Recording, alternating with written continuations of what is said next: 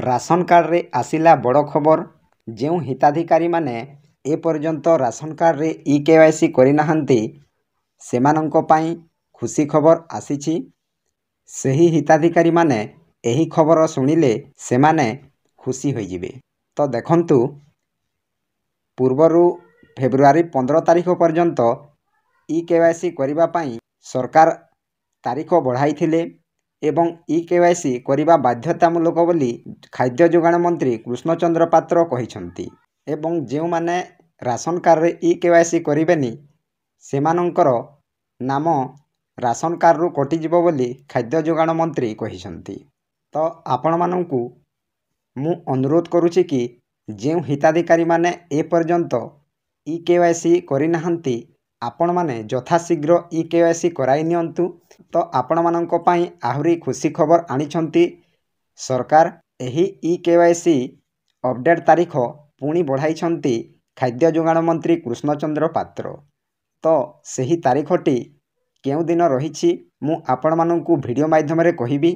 एवं ration card विषय रे आहुरी मध्य खाद्य जोगाण मंत्री कृष्णचंद्र पात्र कोन कहिसंती मु आपण मानंकु एही वीडियो माध्यम रे सब किछि डिटेल्स आलोचना करिबी। तो देखंतु एहा खबर कागज गुडी करे प्रकाश पाई सारिलाणी।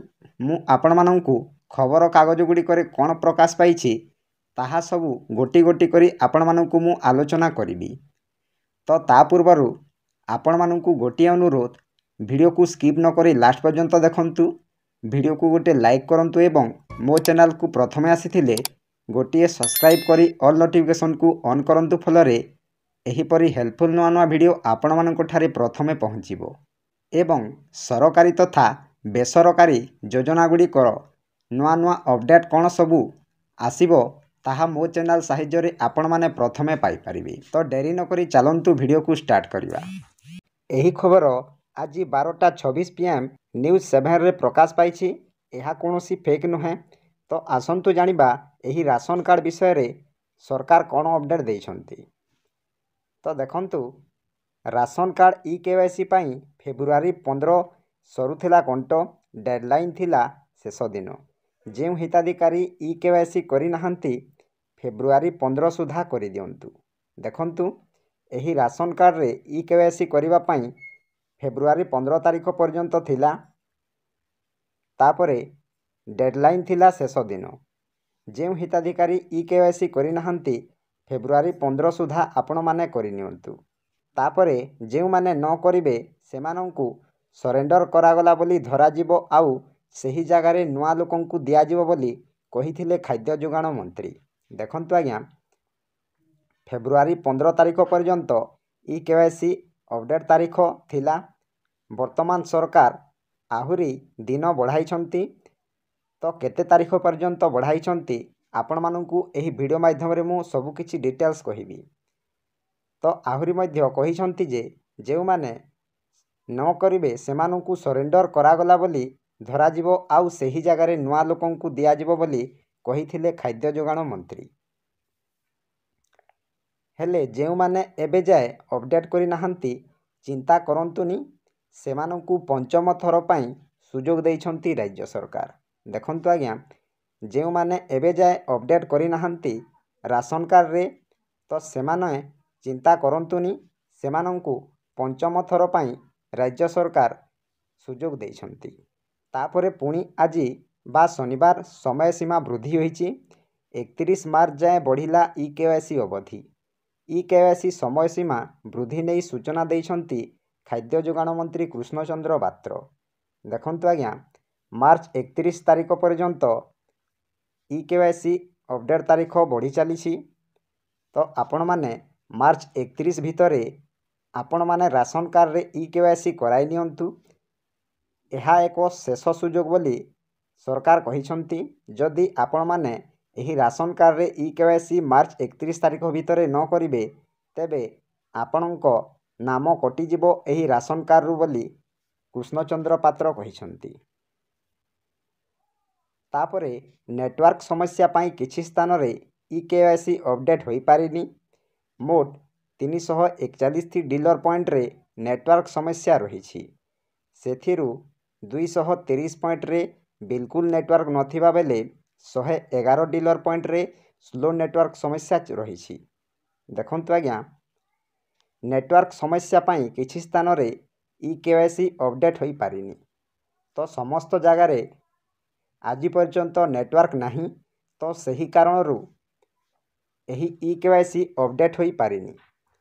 तापरे मोट 311 डीलर पॉइंट रे नेटवर्क समस्या रही। देखंतु आज्ञा एही 331 डीलर पॉइंट रे नेटवर्क समस्या रही। सेथिरु 230 पॉइंट रे बिल्कुल नेटवर्क नथिबा बेले 111 डीलर पॉइंट रे स्लो नेटवर्क समस्या रही। तापरे लोकंको समस्या को दृष्टि रखी समय सीमा को वृद्धि करा जायछि।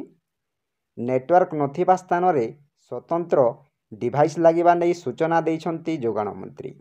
देखंतु आज्ञा लोकंको समस्या को दृष्टि रखी बा लोक माने सरकार को चिठी माध्यम रे कहिछंती, तो आम पाखरे नेटवर्क नहीं, तो नेटवर्क समस्या को दूर करिबा पई जोगाण मंत्री एक स्वतंत्र डिवाइस लागिबा नै सूचना दैछंती।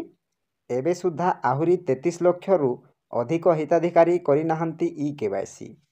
प्राय 3 कोटी हिताधिकारी ई-केवाईसी करि सारिछंती। देखंतु आहुरी 33 लाख रु अधिक हिताधिकारी ई-केवाईसी करिनाहांती। तो वर्तमान सुधा 33 लाख रु अधिक एही राशन कार्ड रे ई-केवाईसी करिनाहांती। प्राय 3 कोटी हिताधिकारी ई-केवाईसी करि सारिछंती। देखंतु प्राय 3 कोटी हिताधिकारी ए पर्यंत राशन कार्ड रे ई-केवाईसी करि सारिछंती।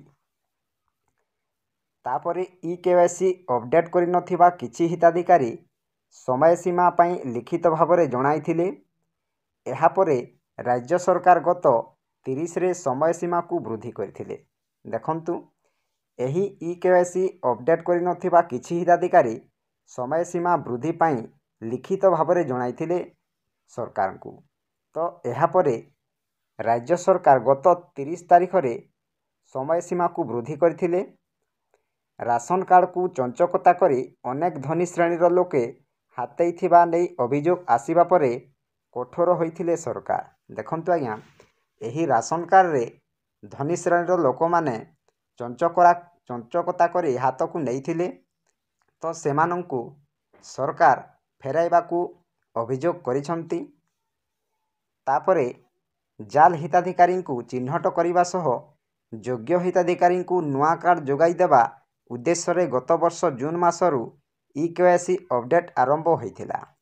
देखंतु जाल हिताधिकारी को चिन्हट करने सह योग्य हिताधिकारी को नुआ कार्ड पाई जोगाई देवा उद्देश्य रे गत वर्ष जून मासरू ई-केवाईसी अपडेट आरंभ होइथिला।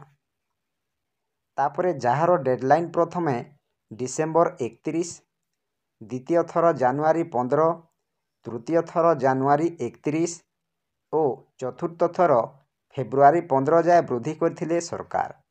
देखंतु आज्ञा जहार डेडलाइन बा शेष तारीख प्रथमे डिसेम्बर 31 तारीख थिला, तापरे द्वितीय थर जानुआरी 15 तारीख थिला, तापरे तृतीय थर घोषणा करथिले जानुआरी 31 तारीख, तापरे चतुर्थ थर घोषणा करथिले फेब्रुआरी 15 तारीख। तो एबे शेष सुजोग देइछंती कृष्णचंद्र पात्र। जदि आपण माने एही शेष सुजोग रे ई-केवाईसी न करिवे राशन कार्ड रे, ताहेले आपणकर नाम एही राशन तालिकारु कटिजिबो बोली शेष सुजोग देइछंती कृष्णचंद्र पात्र। तो आपण माने यथाशीघ्र ई-केवाईसी कराई नियंतु। तो यह थिला आजिर छोटिया अपडेट। आपण मानंकु केमिति लागिला निश्चय कमेंट माध्यम रे जणाइबे। भिडियोटी जदि आपण मानंकु टिके हेले हेल्पफुल होइथिले भिडियो को गोटे लाइक करंतु एवं मो चैनल को प्रथमे आसीथिले गोटे सब्सक्राइब करी ऑल नोटिफिकेशन को ऑन करंतु। तो भिडियो को एठी एंड करूछि। जय जगन्नाथ।